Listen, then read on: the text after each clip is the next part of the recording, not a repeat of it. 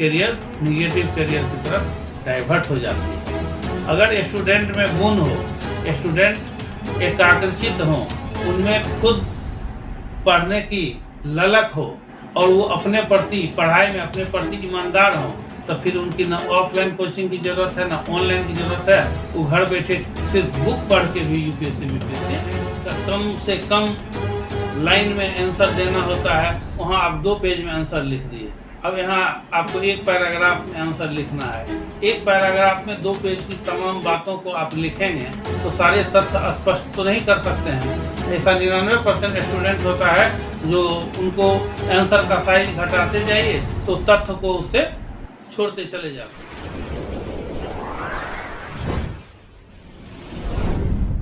नमस्कार, आप देख रहे हैं पीयूष खबर बिहार। प्लीज सब चैनल को सब्सक्राइब और शेयर। मैं अपने चैनल में आपको बहुत बहुत धन्यवाद करता हूं सर। सिविल सेवा परीक्षा की तैयारी कैसे करें जहां रिजल्ट में सफलता की मिलने के पूर्ण आसार हो।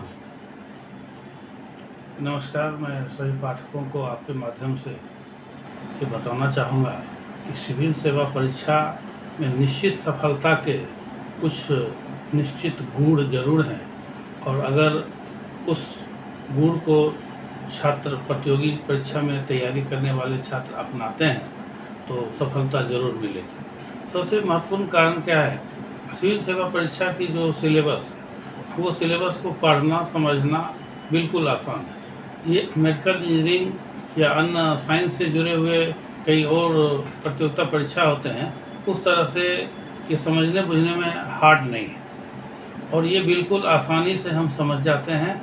और किसी भी चैप्टर को, किसी भी अध्याय को जब भी हम पढ़ते हैं तो आसानी से समझ में आती है। अब रहा कि आप बोलेंगे कि जब आसानी से समझ में आ जाती है तो फिर रिजल्ट क्यों नहीं आती है। ये तैयारी पीसफुल तरीके से करने की चीज़ है, और ये प्रतियोगिता परीक्षा पूरे देश लेवल की है, राज्य लेवल की जब होती है तो ये कंपटीशन में ये ध्यान रखना होता है कि इसमें कितने कैंडिडेट अपियर हो रहे हैं, तो हमारा रिजल्ट के लिए किस तरह का आंसर होना चाहिए। इस चीज़ को समझने की कोशिश स्टूडेंट बहुत कम करते हैं। कारण क्या होता है, उनको सिर्फ लगता है कि मैं कोचिंग जाऊंगा और कोचिंग में जो भी सिलेबस है वो सिलेबस का लेक्चर मिलेगी, उसके बाद उस लेक्चर को तैयार कर लूँगा, अब तैयार करने के बाद हम रिजल्ट उसी से ले लेंगे। ये उनकी बहुत बड़ी भूल है। आप अगर तैयारी कर रहे हैं और एक क्वेश्चन जो ग्रेजुएशन में आपने उसका जवाब दिया, वो यूनिवर्सिटी में उस क्वेश्चन का जवाब दिया और बहुत अच्छा से जवाब लिखा आपने, तो आपको 20 नंबर आ जाते हैं। 20 नंबर के क्वेश्चन में आपको 20 नंबर आ गए, तो आपको तो लगा कि मैं बिल्कुल सही जवाब दिया, 20 में 20 आ गया। लेकिन वही क्वेश्चन अगर सिविल सेवा में आपसे पूछ लिया गया और आप सेम वैसा ही आंसर लिख दिए तो वहाँ पर 5 नंबर अगर आ गया, समझिए यही बहुत बड़ी बात है। अब स्टूडेंट इस बात को नहीं समझ पाते हैं कि ये 5 नंबर जो मुझे आया ये क्यों आया। और आप एक लेक्चर सुने, आज का क्लास किए, उसका एग्ज़ाम होता है, उससे रिलेटेड सवाल पूछे जाते हैं और उसका जवाब आप जब देते हैं तो 20 में 5 नंबर आता है। जब 20 में जब तक 20 आपको नहीं आता है तब तक आप सही प्रतियोगी नहीं हैं और सफलता के कगार पर नहीं पहुंच सकते।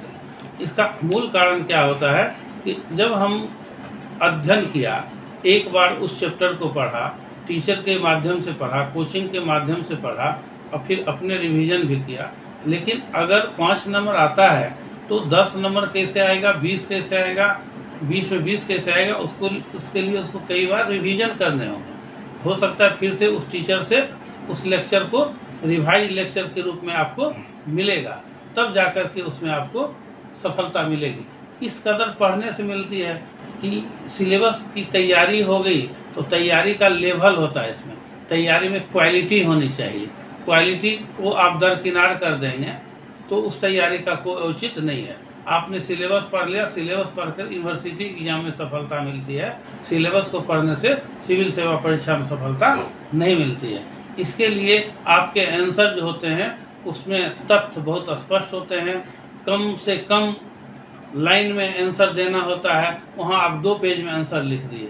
अब यहाँ आपको एक पैराग्राफ में आंसर लिखना है। एक पैराग्राफ में 2 पेज की तमाम बातों को आप लिखेंगे तो सारे तथ्य स्पष्ट तो नहीं कर सकते हैं। ऐसा 99% स्टूडेंट होता है जो उनको आंसर का साइज घटाते जाइए तो तथ्य को उससे छोड़ते चले जाते हैं। इससे क्या होता है कि तथ्यविहीन तैयारी उनकी होती है और तथ्यविहीन उनकी राइटिंग होती है। उस राइटिंग में अन्य स्टूडेंट की तुलना में उनको मार्क्स कम आ जाते हैं और सीट तो फिक्स है, 1000 को लेना है तो 1000 सबसे सुंदर आंसर, सबसे बढ़िया आंसर, सबसे सटीक आंसर वाले को हम सेलेक्ट करेंगे। तो इस तरह से तैयारी किया जाएगा प्लानिंग वे में, तब उसमें सफलता मिलती है। ना कि कोचिंग में हम जाएंगे, 1 साल का कोर्स है, कोई इंस्टीट्यूट पूरा 1 साल पढ़ाया, कोई उसी कोचिंग को और शॉर्ट में पढ़ाया, कोई उसी को और शॉर्ट में पढ़ाएगा। आपको तो पता ही नहीं चला कि हम किस तरह से तैयारी करेंगे जो रिजल्ट आएगी, समझिए। तो इसलिए ये इसमें पीसफुल तैयारी है। और पीसफुल तैयारी के लिए क्या है कि जब इसका अध्ययन करें और जितना भी सिलेबस है सारी तैयारी आपके पास एक बार होने चाहिए। ये नहीं कि आप तैयारी कुछ किए और कुछ भूल गए। इसमें स्टूडेंट का पढ़ने का तरीका होना चाहिए। स्टूडेंट क्या करते हैं, कई किताब उठा लेते हैं, कई नोट्स उठा लेते हैं, उसको भी पढ़ लो, उसको भी पढ़ लो, कई लोगों का सलाह लेते रहते हैं। तो कई लोगों का जब सलाह लेंगे तब उनका कंसंट्रेशन भंग हो जाता है और ऐसे में वो क्या करते हैं, सटीक तैयारी करने से वंचित रह जाते हैं।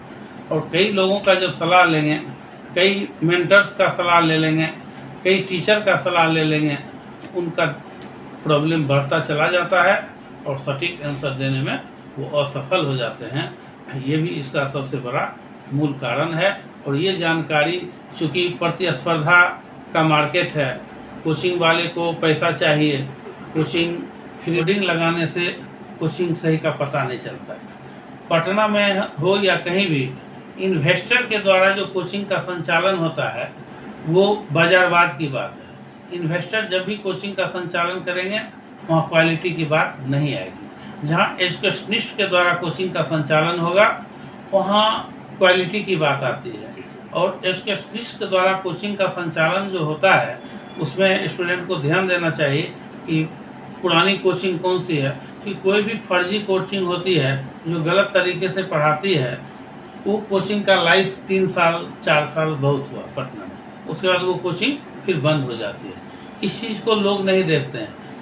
90% स्टूडेंट ये देखते हैं बोर्ड किसका ज़्यादा लगा हुआ है, अखबार में प्रचार किसकी आ रही है, होर्डिंग किसकी ज़्यादा लगी हुई है, तो वो आते हैं। तो आपको तो मालूम होगा कि लाखों में किसी का एडमिशन होता है।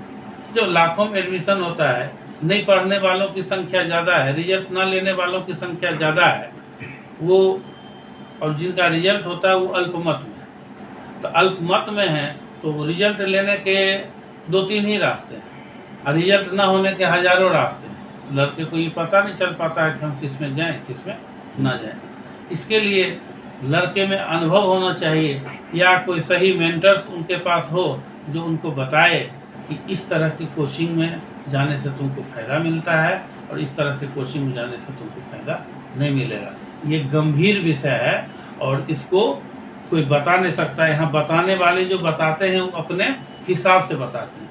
अगर किसी कोचिंग के बारे में किसी से पूछे कोई लड़का, अब वो उस कोचिंग का नाम बता देंगे जो कोचिंग वाले उनको कमीशन देंगे, उनको कुछ पैसे देंगे, बोलेंगे बड़ा अच्छा है वहाँ चले जाओ।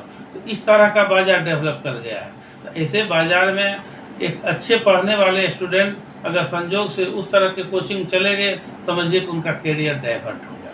वो अगर बन सकते थे तो अब नहीं बने।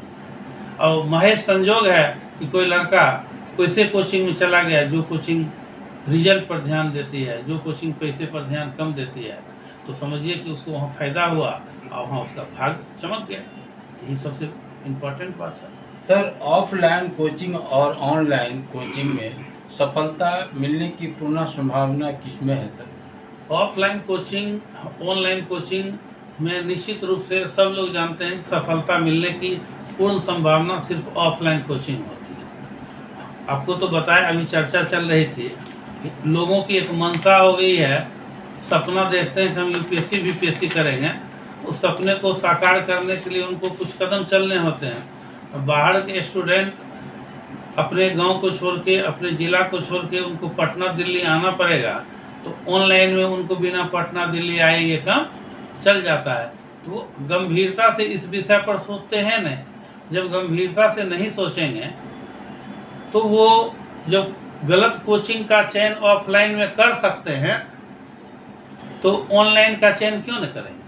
और ऑनलाइन का चयन उनको लगता है कम पैसा में हो जाएगा और मुझे घर बैठे बैठे हो जाएगा। देखिए, कोई भी एकेडमिक संस्था जब चलती है ना तो वहाँ एडमिनिस्ट्रेशन का बहुत बड़ा महत्व होता है। आज क्लास में जब टीचर ना हो और बच्चे जब बैठेंगे, टीचर में एडमिनिस्ट्रेशन सही ना होगी तो बच्चे क्लास में शांति से पढ़ाई नहीं कर सकते। अब ऑनलाइन क्लास होगी, हम अपना घर पर बैठे हुए हैं, हम ज्वाइन करेंगे कि ना करेंगे उस क्लास को, ये मेरी मर्जी है। तो उसमें क्या होता है कि 50% से ज़्यादा स्टूडेंट रेगुलर क्लास को ज्वाइन नहीं करते। कोई आज किए तो फिर कल नहीं करते हैं। पहले तो क्लास की कंटिन्यूटी होनी चाहिए। यूपीएससी बीपीएससी के एग्जाम में सबसे बड़ा इम्पोर्टेंट बात है कि कंटिन्यूटी। अगर 5000 घंटा आप पढ़े, डिसकंटिन्यू पढ़े तो आपका रिजल्ट नहीं आएगा, और 500 घंटा कंटिन्यू पढ़े तो आपका रिजल्ट आ जाएगा। इसलिए ऑफलाइन कोचिंग के सामने ऑनलाइन का कोई वैल्यू नहीं है। स्टूडेंट का एक मन की संतुष्टि है। ये 1-2 साल में इस चीज़ का पूर्ण रूप से पर्दाफाश हो जाएगा। डर इस बात का है, घाटा इस बात का है कि हमारे कुछ अच्छे स्टूडेंट जो यूपीएससी बीपीएससी करने के सपने साकार कर सकते थे वो भी ऑनलाइन के चक्कर में चले जाते हैं और वहाँ जाकर के उनका career, positive career negative career की तरफ डाइवर्ट हो जाती है। अगर स्टूडेंट में गुण हो, स्टूडेंट एकाग्रचित हो, उनमें खुद पढ़ने की ललक हो और वो अपने प्रति पढ़ाई में अपने प्रति ईमानदार हों, तो फिर उनकी ना ऑफलाइन कोचिंग की ज़रूरत है ना ऑनलाइन की ज़रूरत है। वो घर बैठे सिर्फ बुक पढ़ के भी यूपीएससी बीपीएससी कर सकते हैं। लेकिन ये जो सलाह की बात होती है, कोचिंग संस्था क्या करती है, एक बहुत बड़ी माध्यम होती है जो आपको भटकने ना देती है और बहुत कम समय में एप्रोप्रिएट सब्जेक्ट को बता करके, रियल सब्जेक्ट को बता करके, रियल पॉलिसी को बता करके आपको रिजल्ट दिलाने में सक्षम होते हैं। यही उनका माध्यम का काम होता है। लेकिन पढ़ना तो स्टूडेंट का काम है। इसीलिए बताए हम लोग आपको कि ऑनलाइन ऑफलाइन में ऑफलाइन सही है, ऑनलाइन फ्लॉप है। चूँकि ऑफलाइन हम लोग स्टूडेंट को टाइम टू टाइम गाइडलाइन देते रहते हैं, उसका स्टूडेंट के साथ, टीचर के साथ अट्रैक्शन होता है और वो कहाँ कहाँ पिछड़ रहे हैं एक एक चीज़ को देखने का मौका मिलता है। और जो स्टूडेंट रिजल्ट लेने वाले होते हैं वो टीचर के पीछे, कोचिंग के पीछे पड़ जाते हैं। वो 2-3 घंटा के अलावा 4 घंटा भी संस्थान में समय देते हैं। ये मौका उनको मिलता है ऑफलाइन वाले को। और इसको देख करके कई ऐसे बच्चे जो हैं जिनका अट्रैक्शन इस चीज़ से कम है, उनका जुनून कम हो गया है, तो वो भी बच्चे ऐसे चीज़ को देख करके आगे बढ़ते हैं, उनको सफलता मिलती है। और ऑनलाइन की चीज़ें जो हैं, ये आपके पास कुछ ऐसे टिप्स हैं जिसको जानकर, इस न्यूज़ को सुनकर इसमें तैयारी करने वाले को आसानी से सफलता मिल सकती है। देखिए, इस तैयारी के लिए हमारे पास टिप्स बहुत अच्छे हैं। जो टिप्स हम कई सेमिनार में कई जगह दिए हैं, उस टिप्स को सुनने के बाद जो सुनेगा और उसका अनुपालन करेगा उसका रिजल्ट निश्चित रूप से आएगा। चाहे वो मॉक इंटरव्यू में जाके छटें या फाइनल मॉक इंटरव्यू भी कर लें, लेकिन मेंस तक तो जाना निश्चित है। मॉक इंटरव्यू में उनकी तैयारी और उनकी अपनी विलक्षण शक्ति, ये दोनों चीज़ देखा जाता है। उसमें सिर्फ मेरी पढ़ाई पर ही रिजल्ट नहीं होती है। मॉक इंटरव्यू में जाने के बाद स्टूडेंट को मैंने जो मेंस तक पढ़ाया वो प्लस उनकी कुछ अपनी विलक्षण क्षमता, दोनों मिला करके रिजल्ट का कारण बनता है। ठीक है, इसमें हम यही बताएंगे कि जितने भी स्टूडेंट हैं, हम एक रिसर्च किया है।